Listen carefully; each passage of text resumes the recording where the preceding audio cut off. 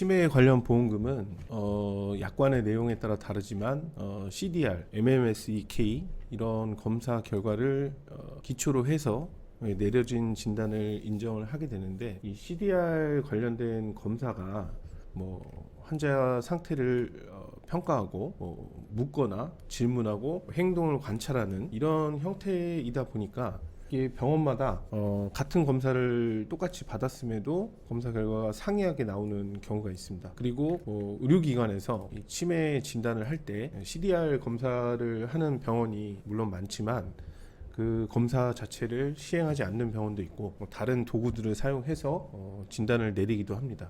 그래서 이 사례 같은 경우에는 CDR4면은 굉장히 심한 치매에 해당이 되는데, 이 CDR4 검사만 한 게 아니라 여러 검사들을 다 했는데 CDR 검사에서는 이제 4점 등급이 나왔는데, 다른 검사 결과에서는 CDR4로 나올 수 있을 만한 내용이 아닌 좀 더 양호한 이런 검사 결과가 나왔다.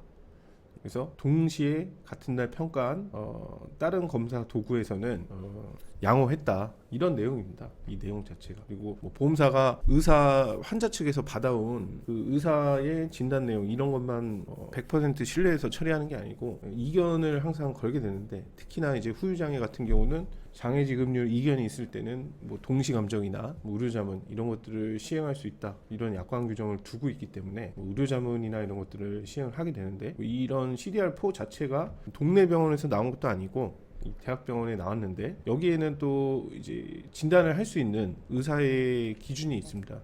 후유장애 특약에서는 정신과, 신경과 이 전문의만 진단할 수 있는데, 이런 검사 결과나 이런 것들을 임상 심리사가 심리학적 평가 보고서나 이런 걸로 작성을 하게 되고, 거기에서 나온 내용들을 굉장히 상세하게 많게는 거의 10장까지도 이룰 수 있는 그런 보고서 같은 게 작성이 되는데, 그런 내용이 어떻게 보면은 지금 의료 현장에서는 굉장히 스탠다드한 거고, 그런 내용으로 진단을 내리기도 하고, 의사도 그런 검사 결과나 이런 것들을 보고 최종적인 확정을 하게 되는데, 그런 자체를 그냥 무시를 해버리는 겁니다. CDR4에 대해서 나온 게 임상 심리사의 판정이다, 정신과 전문의가 내린 진단이 아니다, 이렇게 그냥 무시를 해버리는 거죠. 그리고 CDR4 환자에서 나타나는 그런 상태, 일반적인 상태가 있습니다.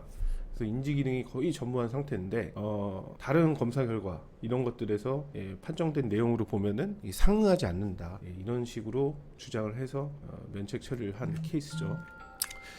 이런 내용들은, 그러니까 개연성이, 검사 결과도 CDR만 가지고 치매를 평가한다고 약관은 정하고 있지만, 실제 병원이나 대학병원, 의료 관련해서는 그것만 가지고 진단을 내리고 있지는 않고 여러 검사들을 종합해서 하는데, 그런 검사 결과에서 다른 게 좀 양호하게 나온다 그러면은 이렇게 트집의 대상이 될 수 있고, 실제로 보험금 지급 거절의 근거로 이렇게 사용을 하게 됩니다.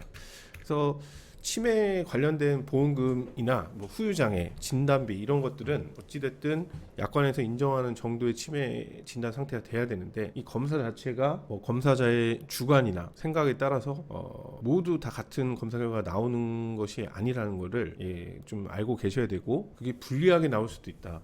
보험사가 진행을 했을 때는 택도 없이 낮게 나올 수도 있는 겁니다. 이 사례도 CDR 1점 이렇게 주장을 해서, 환자 상태에 대해서는 CDR 평가 자체가 아예 아무것도 안 나온다, 이 정도 주장한 게 아니라 보험금이 처리되지 않는 그런 등급으로 주장을 한 거죠. 그리고 진단서나 이렇게 우리가 보기에 쉬운 서류들, 그런 서류들에서 발생하는 게 아니고, 이 환자의 병원 기록이나 이런 검사 결과들 이런 것들을 다 살펴보게 됩니다. 그래서 그런 내용을 토대로 부지급이나 삭감 이런 것들을 주장을 하기 때문에, 그런 내용들도 금액이 특히 큰 치매 보험금 이런 청구권에서는 미리 다 검토를 해봐야 됩니다. 감사합니다.